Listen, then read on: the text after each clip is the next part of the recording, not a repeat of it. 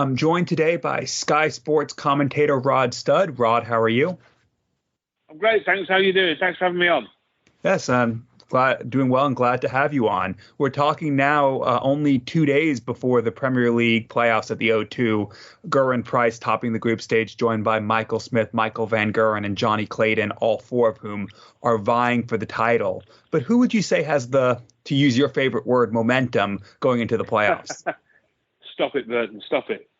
I haven't got a clue who'll win. I mean, nobody's got any clue who's going to win any of these things. And we all have a guess, don't we? That's all we ever do. But if I were to put it in just in basic percentage terms, I'd have it as like 40% Price, 25% Smith, 25% Van Gerwen, 10% Clayton. So make of that what you will. Now, in terms of who's got the momentum, well, I mean, difficult to tell because several of them have had the momentum at various times, haven't they? You see, this is the thing about momentum. It comes and goes without anybody knowing why or when. It's just the ebbs and flows of sport, isn't it? That's why I don't like it. But like the term, early on you'd have said Van Gerwen was favourite, wouldn't you, in the first few weeks when he had that great run in weeks 4, 5 and 6 in particular. And then certainly Price, having demolished Van Gerwen in Newcastle in the final, was the man to beat. And then there was a late rally from Smith, wasn't there, when he won 3 nightly rounds in consecutive weeks towards the end to assume the mantle as being the man in form. And then you could even argue a case for Clayton, couldn't you? You could say he shouldn't even be in the finals or may not have been in the finals. And then it was his Welsh mate, Gerwyn Price, who got him through by beating Aspinall. And I suppose now Price is thinking, he might be thinking, what have I done at the end of the semi-final if Clayton were to knock him out? So there's all sorts of narratives floating around, isn't there? And then when you factor in what we don't know is how fit Van Gerwen is with the shoulder injury that forced him to pull out of the semi-final against Vandenberg in Aberdeen. And only Michael really knows how fit he is. And maybe only Michael will really know when he throws his first dart against Michael Smith in the semi-final. So that's just a mystery, isn't it? That's pure conjecture. We don't know how fit Van Gerwen is. And it just adds another ingredient into the mystery, which is who will win the 2023 Premier League finals. Well, we'll come back to the Premier League later, but there's lots to catch up on since we last had you on the show, and it was during the 2022 World Championship, which is almost 18 months ago now. We saw Peter Wright go on to become a two-time world champion, but a year later it was Michael Smith crowning himself world champion, reaching the top of the sport. How do you feel Michael's adjusted to life as a world champion so far this year? Yeah, I remember being on then, and it was... he was playing absolutely beautifully, Peter Wright, wasn't it, at the back end of that 22 finals, and as we remember, outlasted Michael Smith in a really good final. And then Michael Smith outlasted Van Gerwen in another good final 12 months later. Michael Smith, well, I mean, the narrative is that he won the Grand Slam and he's become a different player. I don't think that's true. I think he was always an elite level player, and he was a terrific player even when he was losing finals. He just happened to lose largely against players that were above him, or most people would think were better than him. The standout match when people, this horrible term, I don't like it at all, this bottler term, and, choke and all this stuff. And it really is just a way of abusing another human being. And I don't like it at all. But the one where he really got that levelled at him was when he lost to Danny Noppert, when neither player played very well. And Smith went in as a strong favourite and got beat. But that happens in sport sometimes. So what I think we've seen is that Michael Smith's results have started to match his performances. He played brilliantly in that final against Michael Van Gerwen. I was delighted to see him win it. He's a nice guy. He's a lovely guy. He's got a lovely family. And it was brilliant to see him win. And I hated the way he was getting abused for losing a few finals. And I was always pretty confident it would come right in the end. As long as he kept turning up and doing his bit and playing at the level he was playing at, eventually the results would follow. And that's what's happened. So I'm delighted to see him win. He's conducted himself very well. I think he's a good world champion for darts. He's a good ambassador for darts. And to be fair, the sport of darts has lots of good ambassadors. Previous world champions like Peter Wright, Michael Van Gerwen are very good ambassadors for the sport as well. And Michael Smith's no exception. So he's playing very well. He didn't start in the Premier League too well, did he? He had a good World Series. But the Premier League, it was a slow start. But, to me, it was always likely that Van Gerwen, Price and Smith would be 3 of the 4 qualifiers. So I'm not surprised to see Michael Smith there. He's got a good record against Van Gerwen, not just that World Championship final. So I think he's got plenty of chance of reaching the final of this as well and going on to have a very successful year as we approach some of the big tournaments, the World Match Play coming up in July, then the Grand Prix, Grand Slam, and of course, the big one for Smith is going to be putting up a strong defence of his World Championship in December and January as we move to the Alexandra Palace. Now, of course, you mentioned that a lot of the talk that Michael Smith faced leading up to that was completely unfounded. And I think that was best shown with that immortal leg of darts in the World Final when he was already a set down. And if he didn't win that leg, was going to go 2 sets down.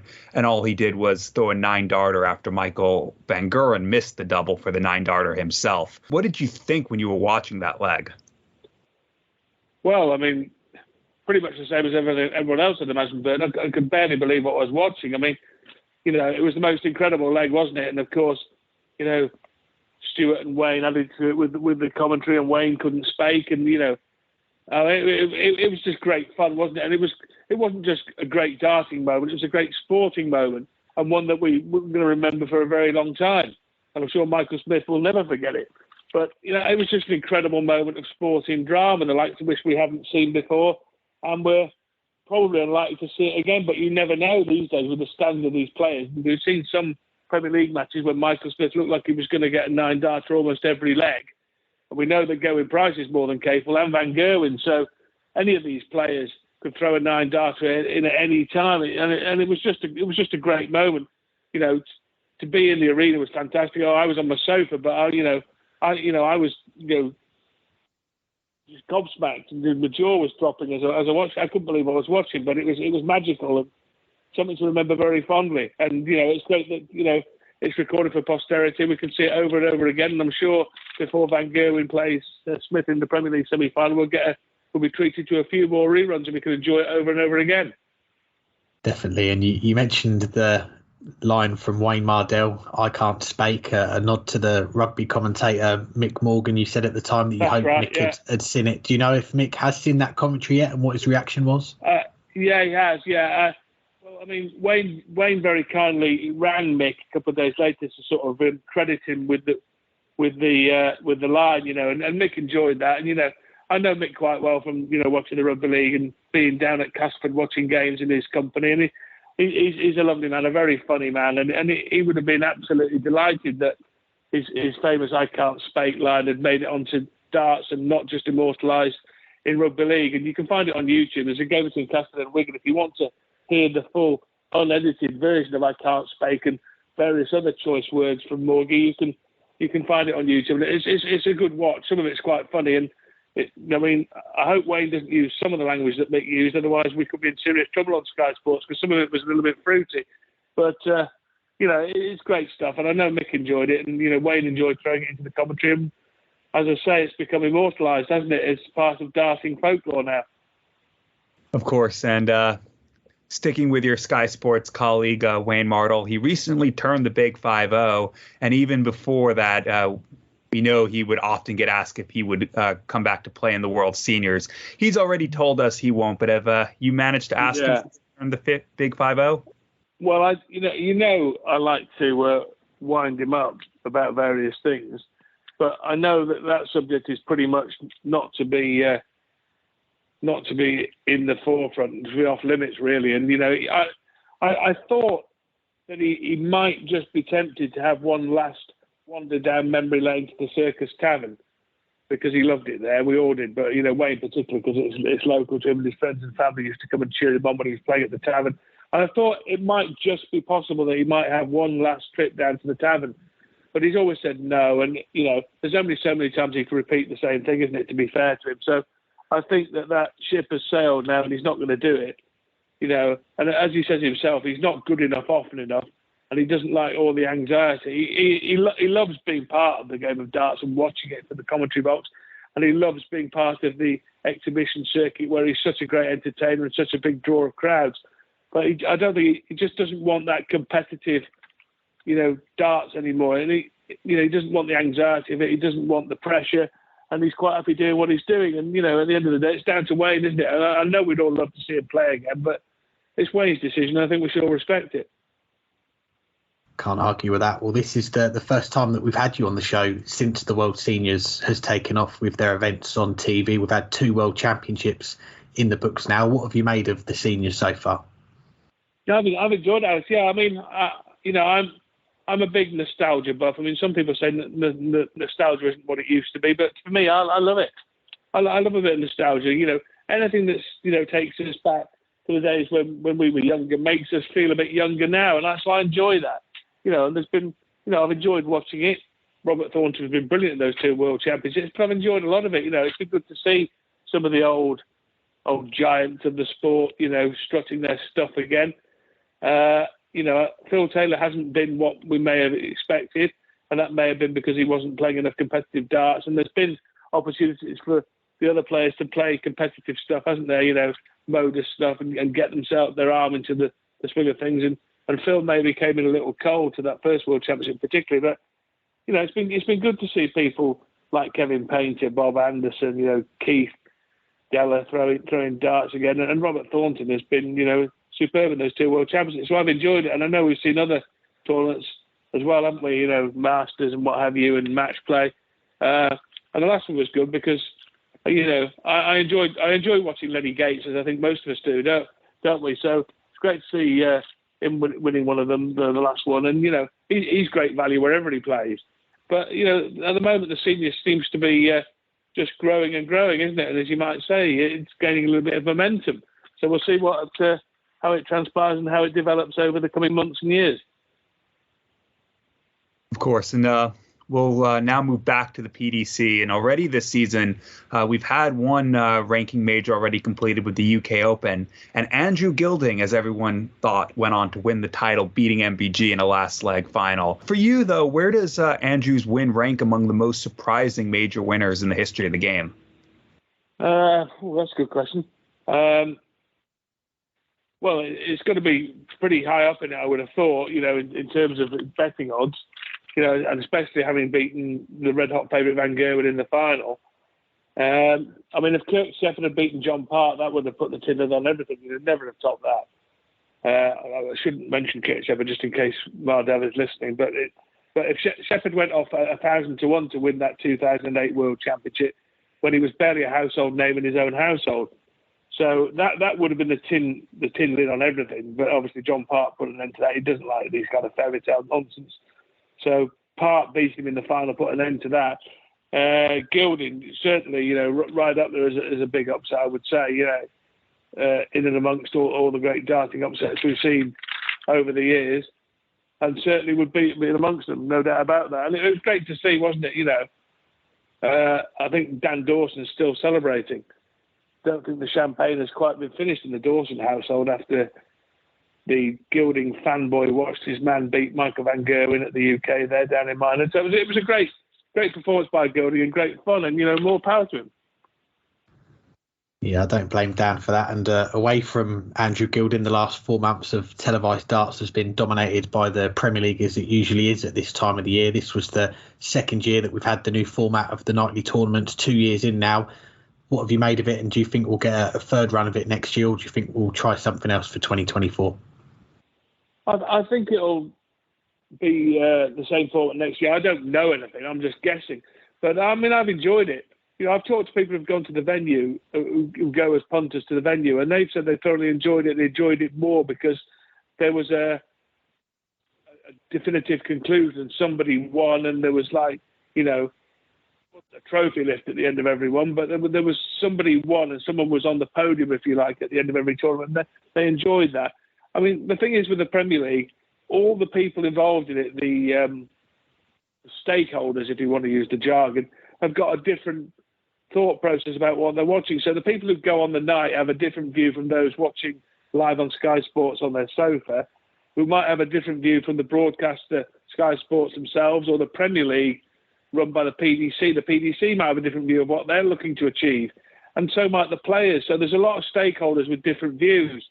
And I'm sure the PDC, are far cleverer than I am about organising these events, will, seek to get information and views from all those stakeholders before they decide what they're going to do for the next year. But I think the consensus of opinion is that it will be the same format in 2024. I think it's been pretty successful. And particularly this year, I've enjoyed it. It's been good from week one when Chris Dobey won in Belfast, and that was great. And, right through to the last knockings in Aberdeen when it went right down to the wire as the competition would dictate, with 4 out of 8 qualifying for the playoffs, whether Clayton or Aspinall would reach the final. So I think it's been a very successful 2023 Premier League, and hopefully it'll be a successful finals night too at the O2 when we get there in the next couple of days. Well, speaking of successful, it was definitely a successful Premier League campaign for Gerwyn Price as he joined a short list of players to top the Premier League table. And it's, in fact, the first time he's even managed to finish in the top 4 to qualify for the playoffs after a couple previous 5th place finishes. What do you think has clicked for Price in the Premier League this year? Well, he was unlucky one year when he was ruled out with a positive COVID test, wasn't it? So that ruled him out. And then the first year he was in it, he just couldn't get going at all for whatever reason. And, I remember him posting on social media that, he didn't want anything to do with it, and it was a terrible competition. It was awful. But, I think the difference is for any professional sportsman, if they start winning, they start to enjoy it. That's what sportsmen and women do for a living. They win sports matches. And if they win, they enjoy it. And if they lose, there's not much enjoyment to be had. People have said that a lot about Anderson, haven't they? Oh, well, he's playing well because he's enjoying it.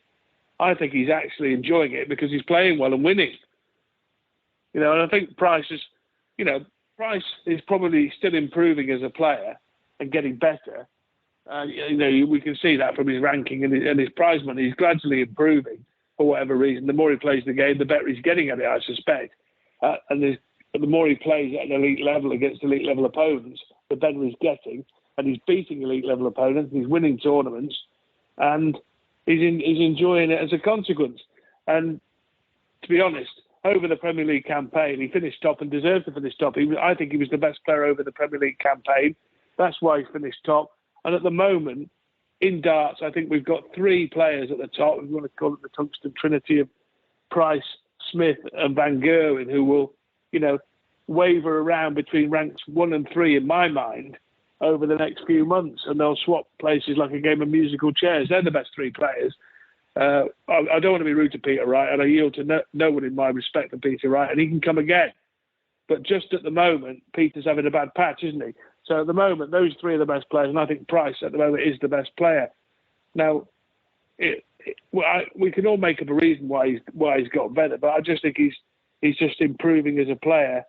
But the more he plays, and the more he plays at elite level competition, he's just getting better and better as a darts player, and that tends to happen over time to some players. Of course, eventually every player reaches the peak of their career and then starts to go down the other side of the mountain and go into decline. But I think it's safe to say that Gerwyn Price is a long way off that yet.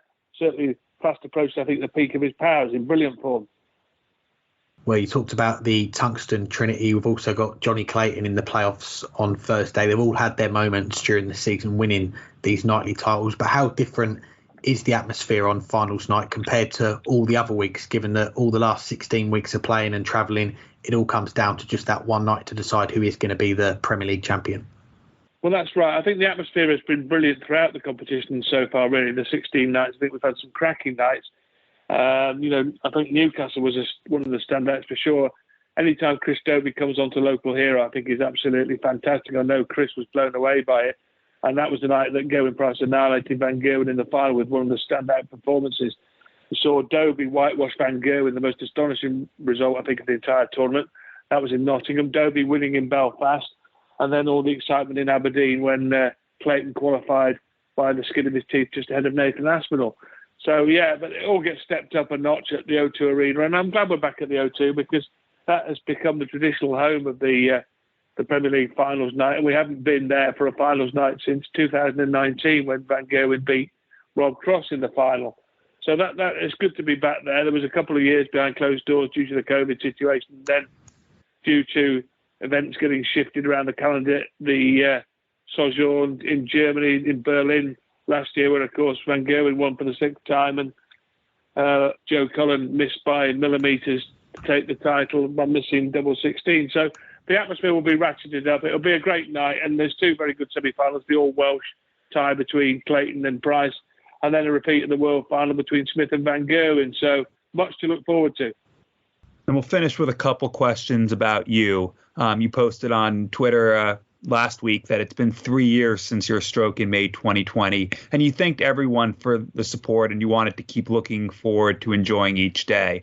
So what have these last few years been like for you as you've worked yourself back to doing the job you love and commentating again? Well, yeah, thanks for asking, but yeah, there's been a lot of challenges, and there's still challenges, and I'm still doing a lot of physio and rehab and trying to get better and trying to move forward and keep enjoying what's going on in life. And it's a bit of a cliche to say you've got a new perspective, and I wouldn't quite go that far, but I do enjoy each day and realise that I might not have been here without trying to sound too melodramatic or get too emotional, but it's been good and I've really enjoyed it.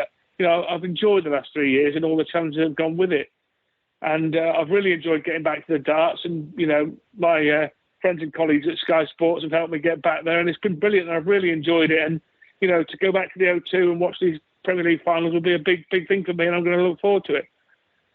Glad to hear it. And just lastly, the Premier League wraps up this week. You're going to be there. Then we've got the World Cup followed by the World Match Play, both going to be on Sky. What's in the diary for you for these next few months? Are you going to be working on those events as well? And is there a chance we might see you commentating on some of the Pro Tours coming up as well?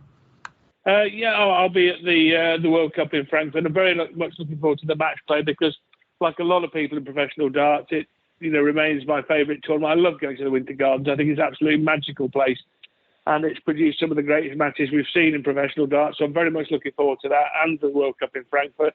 Yeah, there's a Pro Tour in Leicester just before the World Match Play, so I'll be going down there to do some work on that, which I'm looking forward to because that's a good.